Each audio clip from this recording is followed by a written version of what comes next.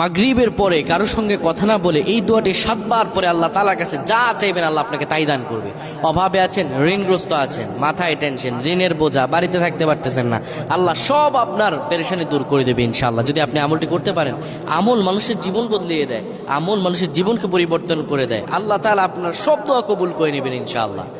মাগরিব নামাজের পরে কিবলামুখী হয়ে থাকবেন, কারোর সঙ্গে কথা বলবেন না, কারোর সঙ্গে কথা না বলে কিবলামুখী হয়ে আপনি পড়বেন আল্লাহুম্মা আজিরনা মিনান নার, আল্লাহুম্মা আজিরনা মিনান নার, আল্লাহুম্মা আজিরনা মিনান নার।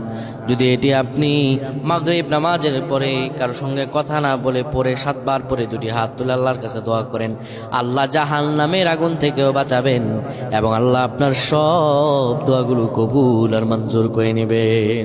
আল্লাহুম্মা আমিন।